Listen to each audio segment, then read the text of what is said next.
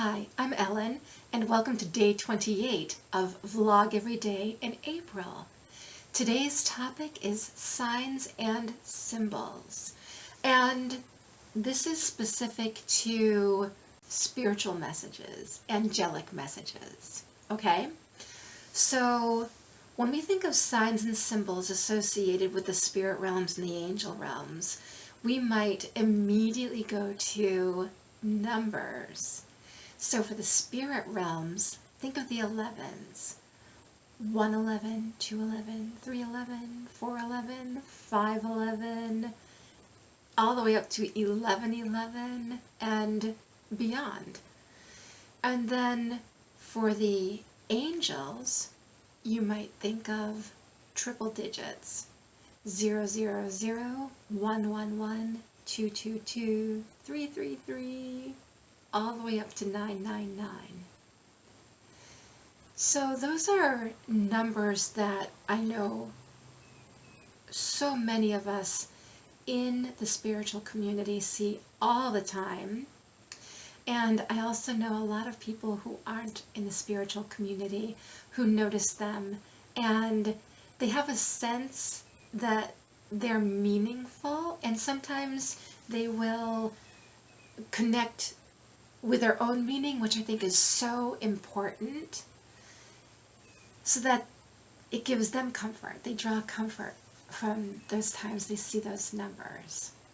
When it comes to other signs, think of angel feathers. And I say angel feathers in the sense that those feathers that inexplicably show up, whether they're suddenly falling seemingly from the ceiling in the room you're in, or you find them in random places in your house, or outside. You could certainly say, well, there are birds all over the place, so nothing special about that.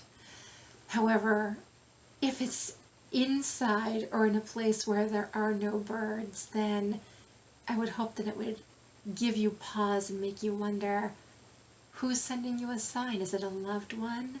Is it one of your angels? And just pay attention to that.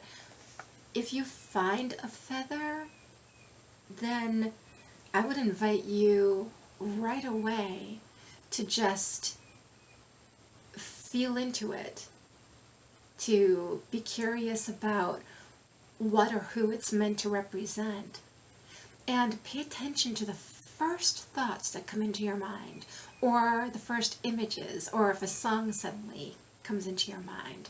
Pay attention to those, because those as well are signs to help you identify who may have given you a feather.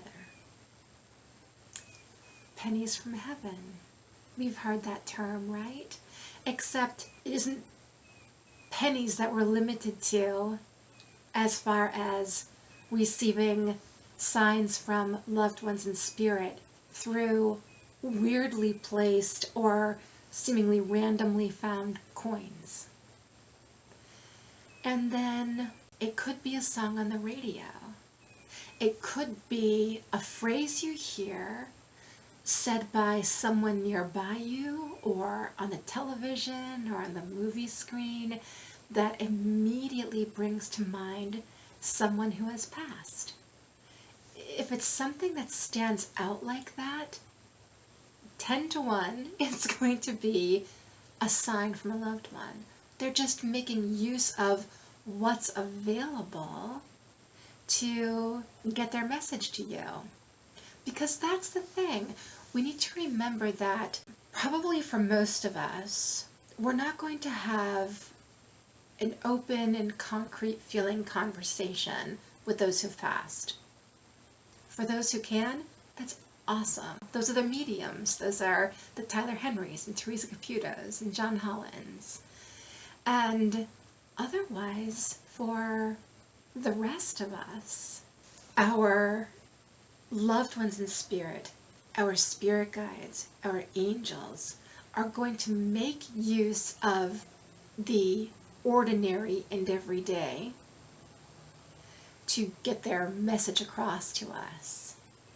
And so that's, for me, part of the fun of paying attention to signs and symbols when they come up.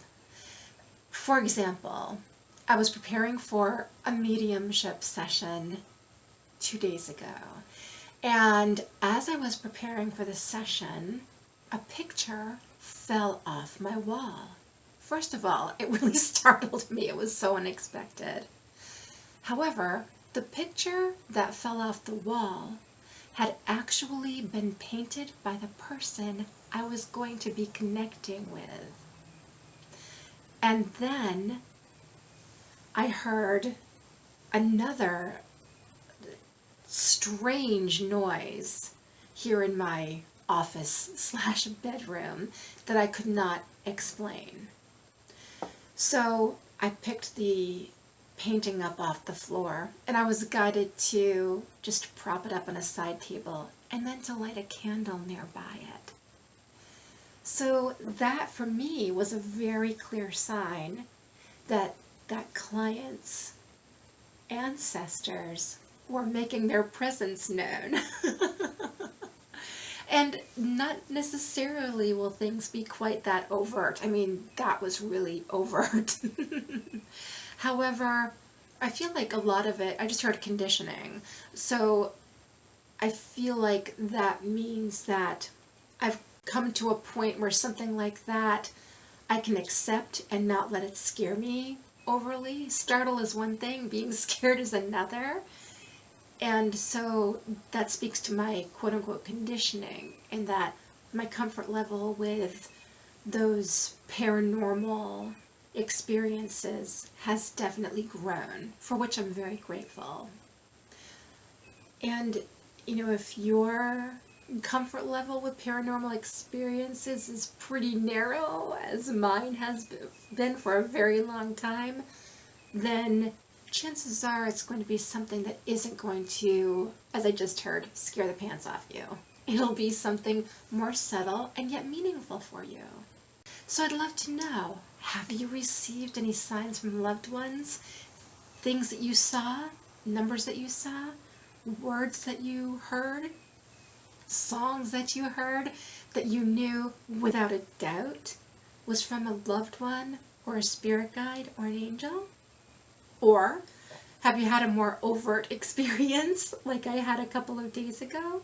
I'd love to hear about that too. Until next time, you take really good care. Lots of love.